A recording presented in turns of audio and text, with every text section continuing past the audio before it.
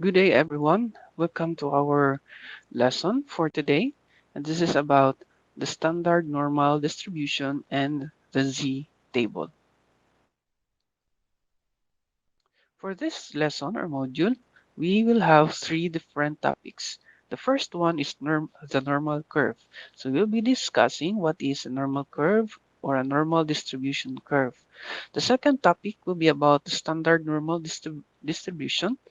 In this topic, we will discuss how to standardize a value, and the last topic will be the standardized normal distribution.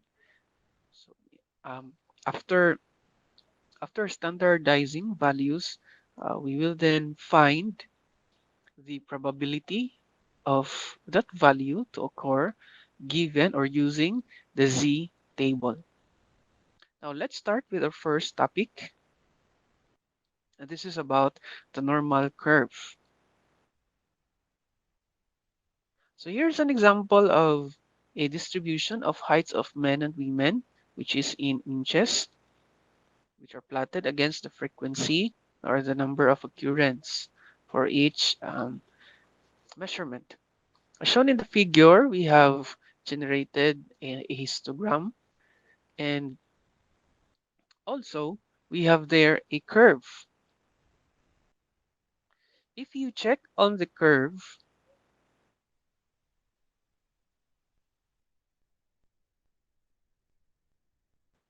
so if you check on the curve, you have there,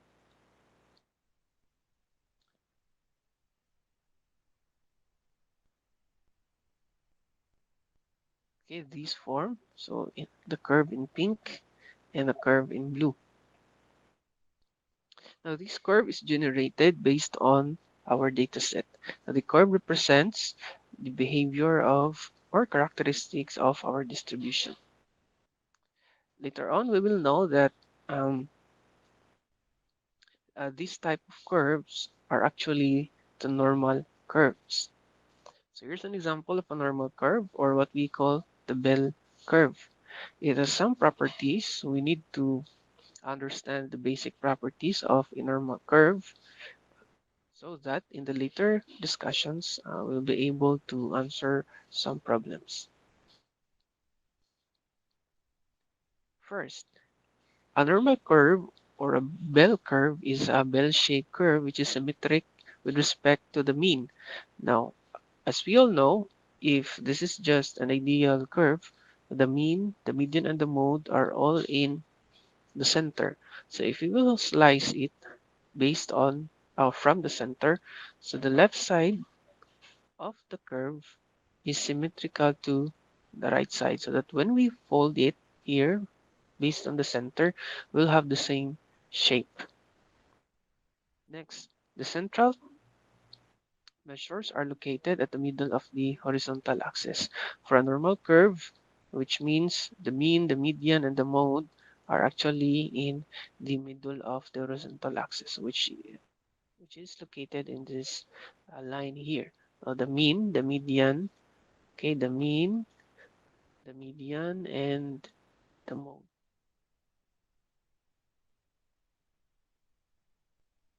The third property, as the normal curve approaches or starts at the horizontal line, okay, it is a symptom. The normal curve is asymptotically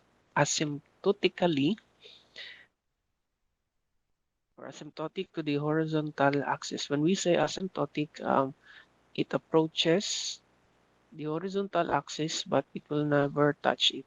So it's almost at the horizontal axis, but it will never touch the horizontal axis. The last property is that the total area of the normal curve is equal to 1. So if we measure this total area here, so that should be equal to 1. Now, as shown in the figure, actually these are not yet normalized. Later on, we will be discussing how to normalize the curve. Now, another trivia is that um, the total area is equivalent to the probability of the normally distributed random variable. So after normalizing it, we can then calculate the probability of certain values to occur.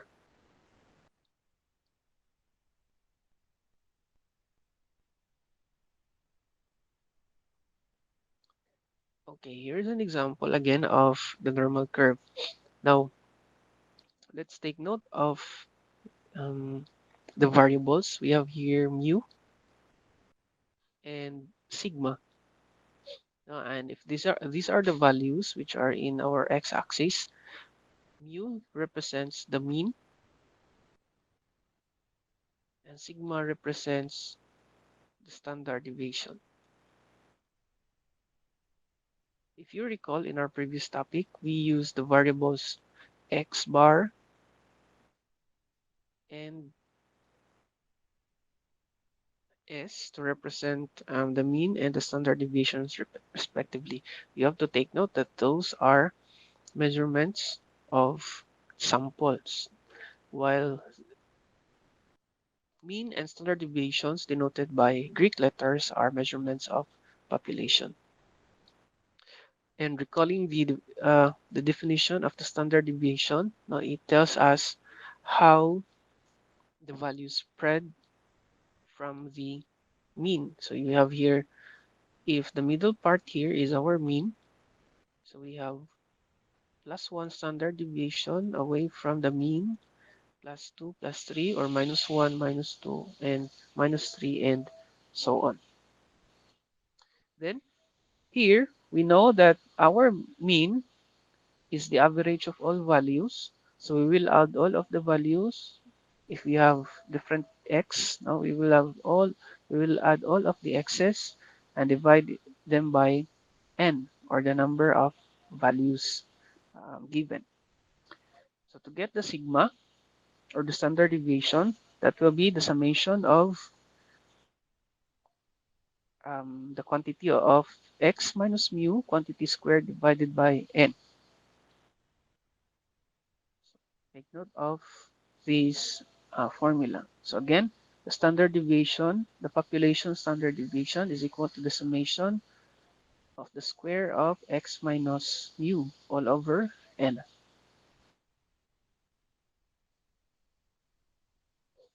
Now, here's how we graph our values into a curve. Now, if you recall, if, say for example, we are given with some values, we can graph them into this form here so that uh, it can look like, or it can look as a normal distribution. So we will use Gaussian function to convert a certain value into, we call them a density. This is called a density function. So that if you have a value, it's either we can plot here somewhere here using Gaussian function, or here. Now, um, later on, we will have an examples of the graphs on how to convert one value into its density value or equivalent. So we will use this equation. That's 1 over sigma times the square root of 2 pi. Multiply them by e to the power of negative quantity x minus mu quantity squared, all divided by 2 to the square of sigma. And x should be greater than negative infinity but less than positive infinity, which means it will not touch uh, yeah, it will not touch the horizontal line. Now, say for example, if we have a value which is 30, now suppose we have, let's just try to solve, I will just show you how to convert it. So say for example, we have 30, and you will be given with a mean of, say, 25, and the standard deviation is 3.35. Okay, plugging these values, you will have 1 over sigma, which is 3.35, multiply it by the square root of 2 times pi. So we know that pi is 3.1415 something. Then we'll have x. Our x here is 30. Subtracted by 25. Okay, raised to power 2 divided by 2 times 3.35 squared. Okay, you will have a value for this. Okay, so which means this will be our numerator here divided by this one. You will get a value which is approximately 0.039. So this is our density. So when x is equal to 30. So here, our mean is 25. So if we say this is 30 here, okay, so which means this value, anyways, this value is 0.09. So the coordinates for this point is 30 and 0.039.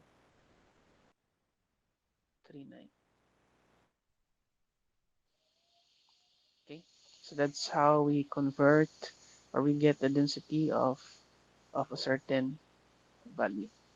Then if for each given value, so if you have 10 given x's, then you will have to convert them into an f of x or using the Gaussian function, then you can plot there the curve. Again, you can take a look at this curve. No, let's just check the behavior or what's the characteristic of the curve. Now, if you check at the curve, so then the curve of women, okay, it's higher. Okay, the height has, okay, sorry about that. Okay, okay, the height of the women is larger or greater compared to the height for men. However, if you check the spread, okay, if you check the spread of this curve here, you will notice that the spread is much lesser compared to the men.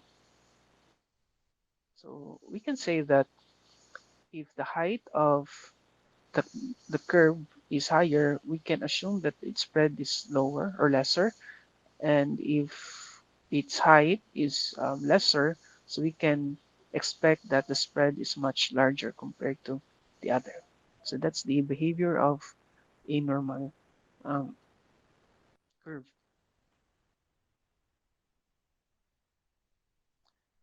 Okay, let's have this example. We have to plot the data in a normal curve. We have these data 20, 30, 25, 33, 40, 16, 22, 31, 21, and 29. So if we count all of these values, we'll get an n that's equal to 10. So it says that we have to plot it in a normal curve. So we'll have to convert or to get or to use Gaussian function. Now that's f of x to plot these data in the normal curve. So the first thing to do is to get the mean. When getting the mean, we use the formula summation of all x's divided by n. So we divide all of these, we add all of these values and divide it by 10, which is our n. So plot them. That's 20 plus 30 plus 25 plus 33 plus 40 plus 16 plus 22 plus 31 plus 21 and plus 29 divided 10, and that is equal to 26.7. So we now have the mean. The next thing is to get the standard deviation. So if you recall our formula for standard deviation, that is the summation of the square of the difference of x and mu, divide them all by n. So this will be, so plug in all the values. We have our first x is 20, and subtract it by our calculated mean, the population mean, then square the difference. Do that to all of the values of the excess, then divide it by 10. After, we'll get a sigma, which is approximately 6.841783. So since we now have the mu and sigma, we can use then our Gaussian function. F of x is equal to um, e to the negative quantity of x minus mu quantity squared divided by 2 times sigma squared all over sigma times 2 square root of pi. So it's just the same with the given formula earlier. Then for each x, we get its equivalent density, f of x. So plug the value. So our first x is 20. So that would be equal to 0.036099418. Then do the same thing to the other values. No, the next one will be 30. So, I will give you the task to solve or to calculate using our formula, okay, for the Gaussian function. So for f of when x is equal to 30, we'll get f of 30 that is approximately 0.0519, 0.6656, and 25,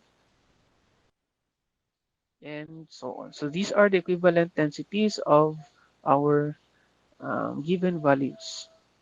F of 30, 25, 33, 40, 16, 22, 31, and I think 21,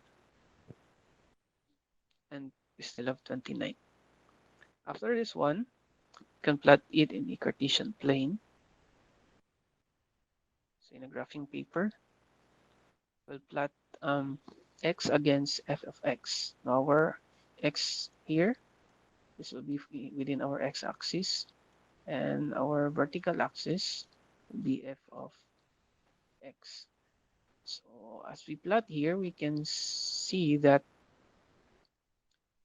it actually looks like a normal curve. Now I I want to check if this really looks like or within or follows the normal curve. So I get an image of a normal curve and fit them here, and it actually does looks like normal curve. Okay, so this is how we plot um, a certain value into a normal curve using Gaussian function. This would be all for our first topic, no, which is the normal curve. See you in the next video.